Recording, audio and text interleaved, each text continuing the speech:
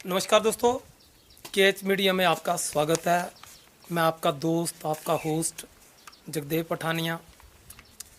आज हम आपके साथ थोड़ी चर्चा करेंगे। आज हम आए हैं नूरपुर विधानसभा के टानन गांव में, जो कि बागनी पंचायत के अंतर्गत आता है। आपको शायद ज्ञात होगा कि जब 2020-21 में पंचायती चुनाव हुए थे तो वहाँ पर जिला परिषद का चुनाव एक होनहार वेल एजुकेटेड एक लड़की जो थी, उन्होंने ये चुनाव लड़ा था जिला परिषद का। थोड़ा सा मैं उनके बारे में आपको जानकारी दे दूं। कई बार कहते हैं कि जिला परिषद का चुनाव कोई अहम नहीं होता है, लेकिन ये चुनाव एक अहम बन गया था कि जिसमें जब उन्होंने चुनाव की शुरुआत की थी, वो वेल एजुकेटेड है, उनके साथ भी आज हम बातचीत करेंगे। तो जो मेरे को अभी तक जो जानकारियां मिली हैं, या उस वक्त भी हमने कवरेज की थी, तो दिसंबर 30-31 या 1 जनवरी तक उन्होंने अपनी नॉमिनेशन की थी और 17 जनवरी को पोलिंग शुरू हुई थी। 17 को, 19 को और 21 को। तो आप हैरान रह जाएंगे कि बिल्कुल कोई राजनीति का उनको कोई अनुभव नहीं था, और इन 17 दिनों में उन्होंने कमाल कर दिया था कि भारतीय जनता पार्टी की तरफ से एक दिग्गज चुनाव लड़ रहे थे जिनका नाम था जगदीश बग्गा जी, और महाजन साहब की तरफ से भी चुनाव लड़ा जा रहा था। मेरे ख्याल में जब वो विशंबर दास जी करके थे, और सोमराज जी जो हमारे दिग्गज लीडर आजकल बने हुए हैं, उनकी तरफ से कैंडिडेट थे। लेकिन मनीषा, जिनका नाम मुनीषा है, वो आज़ाद कैंडिडेट आई थी। किसी भी राजनीतिक रहनुमा का उन पर हाथ नहीं था। वो बिल्कुल आज़ाद उम्मीदवार की आए थे और खुद अपने दम पर उन्होंने चुनाव लड़ा था। मैं कुछ आपको पीछे ले जाना चाहूँगा कि वहाँ के आंकड़े बताना चाहूँगा। जो वहाँ पर जो पोलिंग हुई थी, वोट कितने थे मैं आंकड़ा नहीं दे पाऊँगा इस वक्त, लेकिन 21,172 वोट पोल हुए थे। उसमें से जगदीश बग्गा जी, जो कि राजनीति में दिग्गज थे, पूर्व में वो प्रधान भी थे और बीजेपी का उनको संरक्षण भी था, उनके वोट पड़े थे 6,818 वोट। अब बात मनीषा की आती है। उन्होंने जो वोट लिए थे, हैरान करने वाला आंकड़ा दोस्तों, ये छोटी बात नहीं है, 6,402 वोट।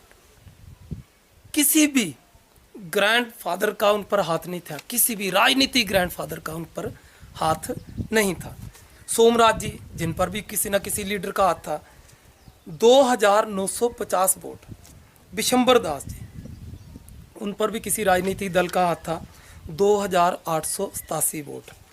प्रताप सिंह जी कैंडिडेट थे, 1,541 वोट। अब मैं आता हूँ मुद्दे पर कि जगदीश बग्गा जी, जो कि राजनीतिक जिनको संरक्षण भी था, बीजेपी से थे, पूर्व में प्रधान भी रह चुके थे, नाम चलता था उनका, और सरकार भी बीजेपी की थी। 6,818। मुनीषा जी जो बिल्कुल नए कैंडिडेट थे, कोई राजनीतिक अनुभव नहीं था। वैसे ही 2-4-6 लोगों ने बात की और उन्होंने चुनाव का कैसे, वो बात हम उनसे भी कर लेंगे कि क्या वजह रही कि वो चुनाव में कूदी, किस तरह से, वो उन्हीं से बातचीत करेंगे। लेकिन इनके जो वोट पड़े 6,402, यानी कि सिर्फ 400 वोट का फ़र्क, सिर्फ 400 वोट का। 200 वोट इधर उधर हो जाते तो पासा ही पलट जाता। अब हम बात करेंगे कि मैंने ये उनका पिछला बैकग्राउंड बताया कि उन्होंने ये चुनाव में आए, उनको राजनीति का कोई भी अनुभव नहीं था। आज हम आया कि हाल फिलहाल में उन्होंने पार्टी ज्वाइन की है, आम आदमी पार्टी उन्होंने ज्वाइन की है। आज हम उनसे चर्चा करेंगे कि उन्होंने क्या सोच के ये पार्टी ज्वाइन की और उनके अगला कदम क्या होगा। अब मैं बात करूंगा कि उनके आप में आने से हमारे यहाँ पर इस वक्त नूरपुर विधानसभा में हमारे मंत्री जी भी हैं, जो कैबिनेट रैंक से मंत्री हैं। दूसरा, हमारे दिग्गज पूर्व विधायक भी हैं, जो कि उनका परिवार मंत्री भी रह चुका। उनके पिताजी मंत्री थे, अजय महाजन जी, जो इस वक्त वर्तमान में हमारे मंत्री हैं, हमारी सरकार में जो मंत्री हैं, राकेश पठानिया जी, और जो पिछले 2012-14 से लेकर के अभी तक राजनीति में हाथ आजमा रहे हैं, रणवीर सिंह निक्का जी, जो लगातार सोशल मीडिया पर भी अपने आप को साबित करने की कोशिश कर रहे हैं। वो 3 चेहरे जो सामने आ चुके थे, अब ये चौथा चेहरा मुनीषा के नाम का, अब चौथा चेहरा जो पार्टी की तरफ से आए हैं, ये उनका मानना, जो वो तो उन्हीं से बात करेंगे, उनका मानना कि अगर चुनाव की टिकट उनको मिलती है तो वो चुनाव भी लड़ेंगी। अब इससे समीकरण किस तरह से बिगड़े दोस्तों, इनके आने से, आज हम इनके निवास स्थान पर आए हैं, इनके आने से ये तीनों दिग्गज जो अपने अपने आंकड़े लेकर के आए थे, ये तीनों के समीकरण खराब होने वाले हैं। समय है, मुनीषा जी किस हद तक वहाँ पहुँच सकती हैं या किसके कितने मत वो ले पाएंगी, लोगों तक पहुँचना उनका अभी तक काम है, लोगों तक कितना पहुँच पाती हैं, लोगों के दिलों में कितना वो राज कर पाती हैं, ये तो आने वाला समय ही बताएगा कि ऊंट किस करवट पर बैठता है।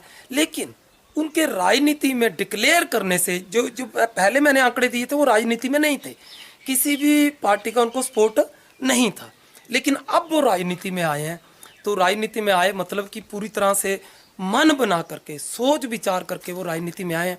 तो अब ये तीनों लीडरों के जो दिग्गज नेता हैं, नूरपुर विधानसभा पंजाब से सटा इलाका है, यहीं से आगे कांगड़ा जिले की राजनीति चलती है और कांगड़ा से हिमाचल की जो हमारा प्रदेश है वहाँ की राजनीति चलती है। कांगड़ा जिला पूरे हिमाचल प्रदेश में सबसे बड़ा जिला है, सबसे ज़्यादा विधायक यहाँ से आते हैं, तो इसलिए नूरपुर की अहम भूमिका रहती है। और यहाँ से हमारे कैबिनेट मंत्री भी रह चुके हैं, पहले भी कैबिनेट मंत्री रहे हैं, वर्तमान में भी भाजपा सरकार में भी कैबिनेट मंत्री हैं। नूरपुर का इफेक्ट कांगड़ा में पड़ता है, कांगड़ा का इफेक्ट शिमला राजनीति में पड़ता है। आज हम उनसे भी बातचीत करेंगे, लेकिन एक बात हम कह दें कि तीनों नेताओं के समीकरण बिगाड़ेंगे, कहाँ तक नफ़ा नुकसान होगा, किसको क्या नुकसान होगा, ये तो आने वाला समय ही बताएगा। तो अब हम चलते हैं मनीषा जी के, उन्हीं से बातचीत करेंगे और आज जो बातें होंगी वो रूबरू होंगी, दिल की बातें होंगी। धन्यवाद।